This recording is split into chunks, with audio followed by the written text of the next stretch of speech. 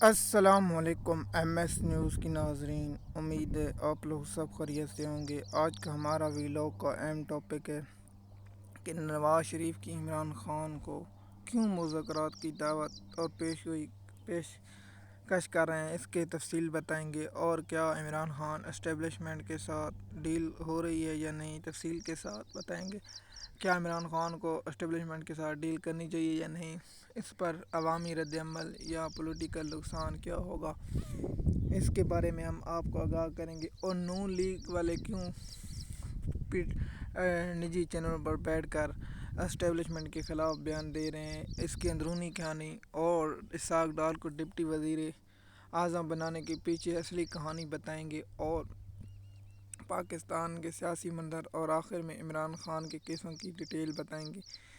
ہم آپ سے درخواست کرتے ہیں کہ آپ نے یہ ویلاگ اینڈ تک ضرور دیکھنا ہے تاکہ آپ کو اس کے بارے میں مکمل انفارمیشن مل سکے۔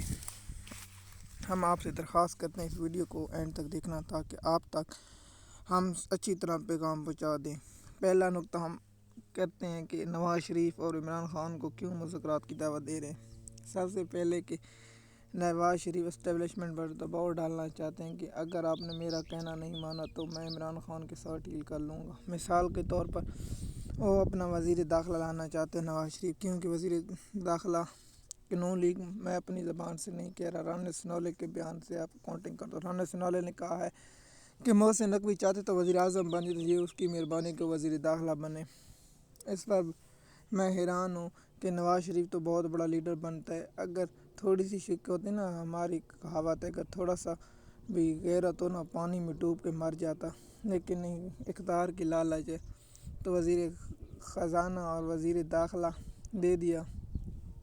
اب پاکستانی قوم کو بیوقوف بنانے کے لیے شب رانا ثناءاللہ ٹی وی پر بیٹھ کر بیانیہ بنایا جاتا ہے۔ رانا صاحب آپ کو اور جاوید لطیف صاحب آپ کو میری طرف سے پیغام ہے کہ پاکستانی قوم کو پتہ ہے کہ معلوم ہے کون کہاں کھڑا ہے، کیا کھڑا ہے۔ آپ یہ 2 اور 4 5 مہینے پیچھے چلے جاتے ہیں، آپ کے بیانات، رانا ثناءاللہ اس وقت آپ وزیر داخلہ تھے، جب آپ وزارت میں ہو تو ٹھیک ہو، جب آپ وزارت میں نہ ہو تو تنقید شروع کر دے۔ یہ تو نواز شریف اس پیر پگاڑا نے کہا تھا نا کہ نواز شریف جب اقتدار میں ہوتا ہے تو وہ پڑتا ہے، گربان پکڑتا ہے، اور جب اقتدار میں باہر ہو تو پاؤں پکڑتا ہے۔ نون لیگ کے میں رہنماؤں کی بات سنا رہا ہوں، جیسے عمر زبیر نے کہا کہ عمر زبیر کیوں تنقید کر رہا ہے جی، جیسے کہ آپ جانتے ہیں کہ کراچی کی قیادت ڈی جی ایف آئی اے سابقہ میمن بشیر کو دے دی گئی اور زبیر کو آؤٹ کر دیا گیا۔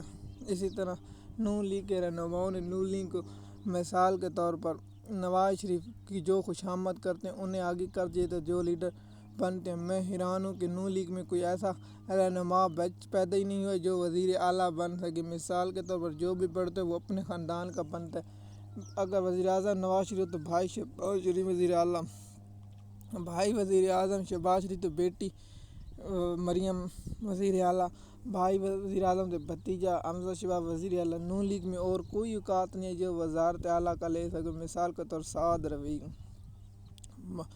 اور دیگر رہنما ہیں، وہ شہید خان عباسی کو ایک دو مرتبہ وزیر اعظم بنایا، بس اس کے بعد کسی کو بھی وزیر اعظم کا عہدہ نہیں دیا گیا۔ اور جیسے کہ ہم آپ کو بتا رہے ہیں، نون لیگ اسٹیبلشمنٹ پر دباؤ ڈالنے کے لیے یہ کام کرتی ہے کہ ہم عمران خان سے مذاکرات کر لیں گے اور عمران خان کریں گے۔ بھائی آپ کے پاس تو اختیارات نہیں، آپ عمران خان سے مذاکرات کیسے کریں گے؟ عمران خان کو مذاکرات جہاں کرنے چاہیے وہاں عمران خان مذاکرات کرے گا۔ عمران خان کی زبان سے پہلے بھی عمران خان یہ بار بار کہہ چکے۔ دوسرا جو میڈیا پر یہ چل رہا ہے کہ عمران خان لیٹ گیا، عمران خان غلامی تو آزادی کر، اب بھائی اگر دیکھیں نا، آپ نے دیکھا ہوگا، میں پاکستانی قوم کو سمجھاتا ہوں، آپ نے دیکھا ہوگا 2020 میں جب طالبان کے مذاکرات کامیاب ہوئے، طالبان نے امریکہ کے ساتھ مذاکرات کیے، امریکن اسٹیبلشمنٹ کے نمائندوں سے، سی آئی سے جب قطر میں مذاکرات کیے، کیا افغانستان زمین پر لیٹ گیا تھا یا انہوں نے غلامی قبول کر لی؟ بھائی جب دونوں دشمنوں کے درمیان مذاکرات ہو سکتے ہیں تو پاکستان اور عمران اسٹیبلشمنٹ کے درمیان مذاکرات کیوں نہیں ہو سکتے؟ کیا اسٹیبلشمنٹ انڈیا کی ہے یا اسرائیل کی ہے؟ تو پاکستانی اسٹیبلشمنٹ، اس سے بھی مذاکرات ہو سکتے ہیں، وہ بھی پاکستانی ہے۔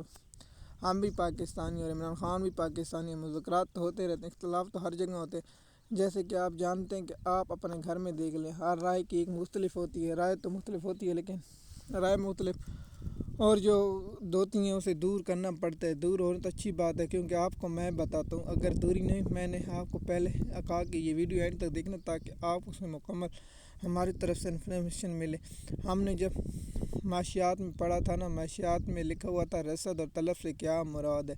اس کا میں یہ سمجھانے کے لیے آپ کے لیے یہ جملہ پڑھوں تاکہ آپ کو اس کی حقیقت معلوم ہو سکے۔ جیسے رسد وہ سے کہتے ہیں جو آپ کے پاس جمع، مثال کے طور پر آپ کے گھر میں پڑے ہیں پیسے 10 اور 20 ہزار روپے پڑے، یا 1 لاکھ پڑا، یا 2 لاکھ پڑا، یا کتنا پڑا، وہ رسد ہے۔ اور طلب اسے کہتے ہیں جس کو آپ کی ضرورت ہے، مثال کے طور پر آپ کے پاس 100 روپے ہے اور آپ چیز لینے جاتے ہیں، وہ چیز ہے 200 روپے کی، مثلا طلب آپ کو زیادہ ہے لیکن آپ کے پاس رسد کم ہے، اس لیے آپ کی معاشیاتی حالات خراب ہو رہی ہے۔ اگر عمران خان اور اسٹیبلشمنٹ کے مذاکرات نہیں ہوتے، یہ پاکستان کو نقصان ہو رہا ہے، ہمیں نقصان ہو رہا ہے، پاکستانیوں کو نقصان ہو رہا ہے، فوجی جوانوں کو نقصان کیسے ہو رہا ہے؟ جیسے مثال ان کے خاندان، فیملی، مہنگائی، اسی ملک میں رہتے ہیں، کسی باہر میں تو نہیں جا کے رہتے نا۔ جو پاکستان آرمی کے نوجوان ہیں وہ اسی ملک میں، مثال طور مہنگائی، گندم کا ریٹ کام، کوئی کسان کا بیٹا فوجی ہے، کوئی مزدور کا بیٹا فوجی ہے، کوئی استاد کا بیٹا فوجی ہے، کوئی کس کا بیٹا فوجی ہے، اسی پاکستان میں رہتے ہیں، پاکستان ہی میں رہنا ہے۔ ہم نے کہیں باہر تو جانا نہیں ہے۔ جیسے کہ ہم نے آپ کو بتایا کہ معاشیاتی حالات اگر سیاسی استحکام نہیں آئے گا تو پاکستان میں باہر سے سرمایہ کاری نے کہ 2024 کی رپورٹ کے مطابق پاکستان نے دبئی میں سرمایہ کاری سب سے زیادہ کی ہے، اس سب سے پہلے انڈیا نے، بعد میں پاکستان نے سرمایہ کاری کی ہے۔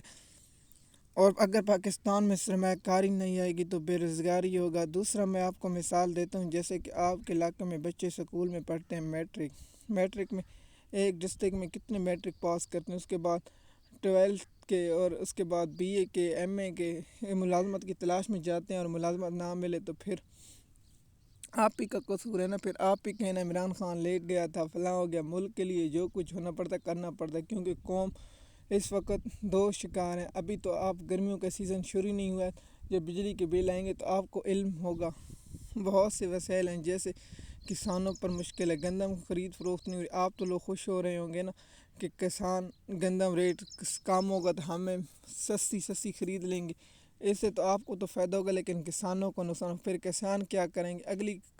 اگلی فصل گندم کو کم کریں گے، کیونکہ رسد پھر اس کے بعد بہت مہنگی ہوگی، پھر آپ تو خرید ہی نہیں سکیں گے۔ جس سے مراد کسان گندم اگر کاشتکاری چھوڑ دیں، مثال کے طور پر جس گندم پر 1 لاکھ خرچہ ہے تو اس کی آتی ہے اوسط 50,000، وہ کون سی گندم 1 لاکھ روپے میں 50,000 روپے میں کاشت کر کے دے گا؟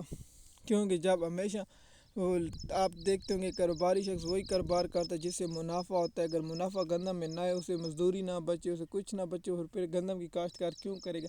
اس لیے میں تمام پاکستانی اسٹیک ہولڈر سے مطالبہ کرتا ہوں کہ پاکستان کے کسانوں پر رحم کرو اور کسانوں کا ریٹ 4500 روپے فی من مقرر کیا جائے، اور ان سے گندم فوری طور پر حکومت پنجاب، حکومت پاکستان، اگر حکومت پاکستانی کسی دوسرے ملک کے ساتھ معاہدہ کر کے فروخت کی جائے تاکہ پاکستان کے کسانوں کی مدد کی جا سکے۔ اگر کسانوں کی مدد نہیں ہوگی تو پھر پاکستان میں حالات مزید بگڑیں گے۔ اگر کسان، مثال کے طور پر آپ سمجھتے ہیں کسان گندم نے، کسان پھر کاشتکاری چھوڑ دے گا، مثال کے طور پر سبزی کی کاشت اگر نہ کرے، اس کے بعد اگر وہ چیزوں کی پھر چیز ہر بار سے منگانی، امپورٹ کرنی پڑے گی، اس کے بعد مہنگائی کا پھر طوفان آئے گا۔ کسانوں کو یہ حکومت کا کام ہوتا ہے کسانوں کو ویسیبلٹی دیں اور سہولتیں دیں کسان، تاکہ بہت سی کاشتیں کریں۔ مثال کے طور پر حکومت کو نئے بیج دینے چاہیے تاکہ کسان کی پیداوار میں اضافہ ہو، کسانوں کو سبسڈی پانی پر دینی چاہیے۔ بہت سے علاقوں میں ہم نے پہلے جیسے ویلاگ بنایا، اسے آپ نے سننا ہوگا کہ میں نے بہت اچھی طرح ویلاگ اس کو اپڈیٹ کیا ہے۔ آپ نے اگر ویلاگ کسانوں کے بارے میں تو آپ کو مکمل انفارمیشن مل سکے کہ کسانوں کی کیا صورتحال ہے، جیسے کہ میں نے ہر طرف آپ کو سمجھانے کی کوشش کی ہے۔ مثال کے طور پر اوسط کیا ہوتی ہے؟ ہم اپنے ایشو پر آتے ہیں، عمران خان ڈیل نہیں ہوتی، ہمیشہ مذاکرات ہوتے ہیں اور مذاکرات کامیاب ناکام وہ دونوں فریقین پر منحصر ہوتے ہیں۔ جیسے کہ ہم نے آپ کو پہلے بتایا کہ پاکستان کی بگڑتی ہوئی معاشی صورتحال اگر کنٹرول سے باہر ہوگی تو پھر کیا ہوگا؟ میں نے آپ کو اسی طرح کی مثال دی، کسانوں کی اسی طرح مزدور طبقے پہ پڑے گا۔ اگر مثال کے طور پر شہروں پہ امپورٹ نہیں ہوگی، پھر آپ کیا کریں گے؟ مثال کے طور پر کام رک جائے گا، پھر مزدور مزدوری نہیں کر پائے گا۔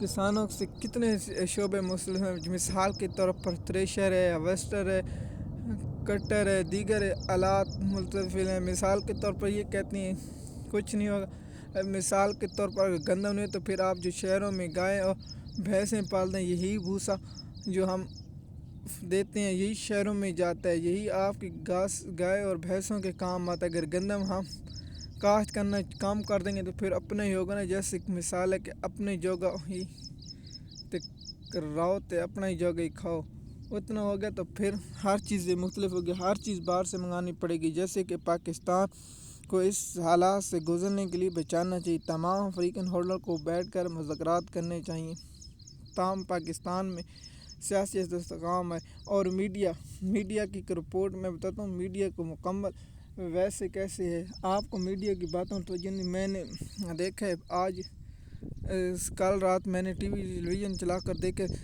7 والے پروگرام ٹاکنگ شو چل رہے تھے، سب میں یہی ڈسٹرکٹ بات ہو رہی کہ عمران خان لیٹ گیا، عمران خان ڈیل کر رہا ہے، عمران خان منتیں کر رہا ہے، فلاں کر رہا ہے۔ اور بھائی عمران خان اگر منتیں کرنی ہوتی تو وہ ملک سے باہر چلا جاتا، وہ ملک میں رہ کے ملک کے پاکستانی قوم کو سوچتے۔ آپ تو اسٹوڈیو میں بیٹھ کر 3-3 4-4 لاکھ روپے تنخواہ سے زیادہ ویلاگ بنا کر لے لیتے ہیں، لیکن جو کیمرہ مین ہے، جو آپ کا ورکر ہے، ان کے حالات زندگی پوچھیں، ان کے حالات زندگی کیسے گزرے۔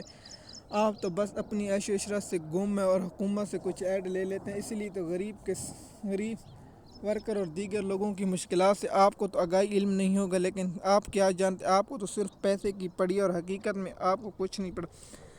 عمران خان اگر اسٹیبلشمنٹ کے ساتھ ڈیل یا مذاکرات کرتے ہیں، ڈیل نہیں ہوتی، مذاکرات ہوتے ہیں، مذاکرات کامیاب ناکام ہوتے ہیں تو ایک دن تو مذاکرات ہونی ہی ہیں، 10 دن 10 مہینے 2 سال 3 سال بعد تو آخر مذاکرات ہونی ہیں۔ ایسا کیوں ہے؟ پھر تو ہونے لیٹ سے پہلے جلدی کرنے، لیٹ نہ ہو جیسے وقت گزر نہ جائے۔ اور پاکستان کے معاشی صورتحال آپ سب کو جیسے بے موسمی بارشوں نے پاکستان کے مختلف علاقوں میں بہت نقصان پہنچایا، اسی طرح پاکستان کے مختلف علاقوں میں گندم کی فصل کو نقصان ہے، جیسے بے موسمی بارشیں اور حالات کنٹرول سے باہر نہ ہو جائیں۔ جیسے کہ میں نے بتایا کہ نواز شریف کے جو ارکان، اس کے میں الگ ویلاگ بناؤں گا، جو رانا ثناءاللہ اور جاوید لطیف زبیر اور شہید خان عباسی کیوں ایسے سٹیٹمنٹ اور نواز شریف چائنا کیوں گئے، اس کے بارے میں ہم آپ کو تفصیل کے ساتھ بتائیں گے۔ اگر آپ ہمارے چینل پر نئے ہیں تو پلیز ہم آپ سے ریکویسٹ کرتے ہیں چینل کو سبسکرائب کر لیا کریں اور ویڈیو کو اینڈ تک دیں تاکہ آپ کو اس کی انفارمیشن ملے۔ امید ہے آپ سب خیریت ہوں گے۔ شکریہ۔